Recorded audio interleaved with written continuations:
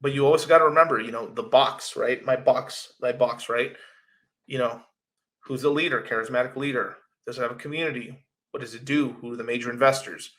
These are the things you have to look out for and stuff like that, as well as like the main thing when things are in the shitter, when things are fucking dead as fuck, when things are just down on their luck. What do you look for? Is the leader still around? Is he still doing stuff outside of Bitcoin? Obviously, is the community still there? Is there still a community? Or have they not given up? Are they still working? Boom, there it is, right there. You take a shot on those. That's what I did. And this entire thing comes back like a phoenix. And we rocket back up with BTC more than likely leading the charge, because that's typically what happens at the beginning of these cycles and these bull markets. And that's what I truly believe what's going to happen basically in this next sort of cycles and stuff. And you're going to start on the next cycle. We're probably going to start really this cycle. We're not seeing it. We're seeing a bit of the bones. Next cycle, we're actually going to start seeing actual real DeFi actually being built on BTC. Next cycle, not this cycle. Next cycle. There's going to be things that have to be adopted to the Bitcoin code and stuff, which I think will happen at some point. But this is a larger sort of thing. But the real story, or the macro story, what the real macro story of Bitcoin is it's the little asset that could go from nothing to something, to go to truly, truly, truly something. If we hit that, if Bitcoin hits that $1 million, or even like people, like there's people even in the financial markets are still not even taking this seriously. When this thing goes to a couple $100,000, $500,000 per asset, per coin,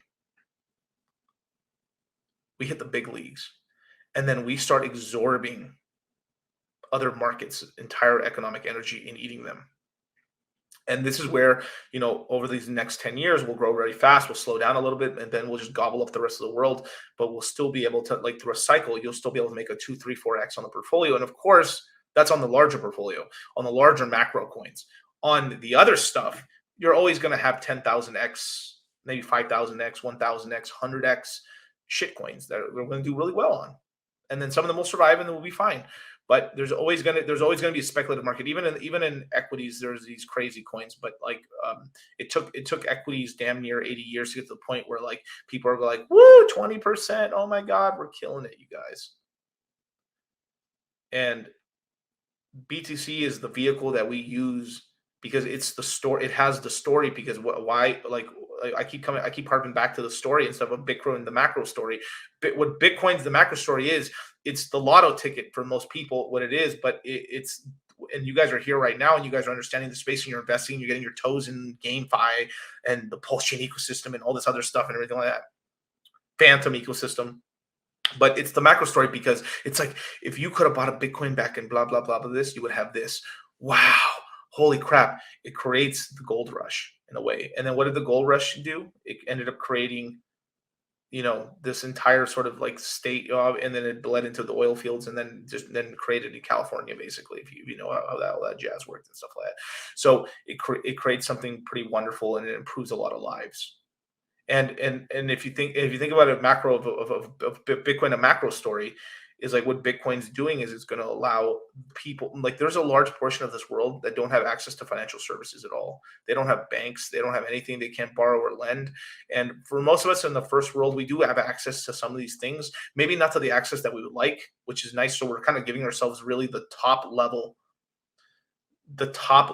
sort of stuff that's going on, right? We're now being allowed, like us, even something like, obviously I'm drink, but like even a product like Celsius, right? It's a centralized entity and stuff. Not the drink, but both of them actually are, but the centralized entity of something like a Celsius, where you're able to put your assets on there, take a loan, and you can get tax-free money because it's your own money, and start doing things that are only allowed for funds that have $25 million to the hands of the normal person.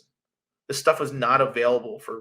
It was only some of the stuff that we're doing right now was only available to the uber rich, and now it's being democratized and given out to the smart retail, smart VCs, the early people, which are the people that are here right now.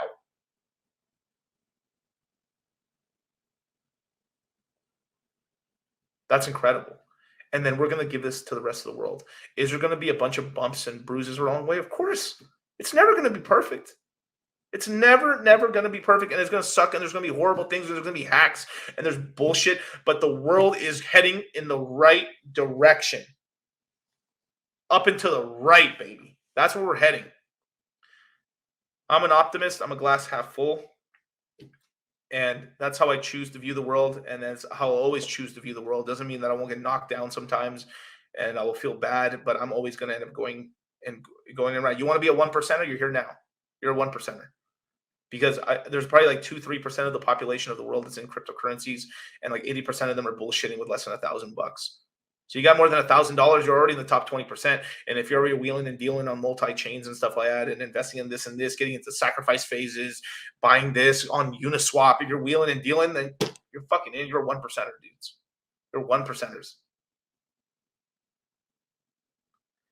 And this larger Bitcoin macro story is we're going to change the whole world and make it into a much better and fairer system. And we're going to bring a ton of people out of poverty. But that first leads into some chaos. And it's that whole thing, chaos is a ladder. So off of that chaos, then we'll restructure institutions, and then we'll actually be able to have some actual really good times, because the people that are going to take control of this world are going to be people that are me or you guys are a little younger, and we're going to make this world a better place. And that's what I truly, truly, truly believe is, and that I really think that's what Bitcoin is. It's the hope. And with this hope, we try to get rich with it first, but we're eventually going to do. It is going to be a much better world. It's going to be more. It's going to be more about what you can do versus who you are really, or who your parents are. But it's still because of the way, and this is one, just to kind of say this, my last sort of piece on this is, um we're all going to have more of a fair shake. It's going to be like we're all going to have an even chance to succeed, but we're not all going to succeed. We can now because we're early. We're here right now. You're paying attention. The competition's low. We can win, and when you guys have the right mentalities for it.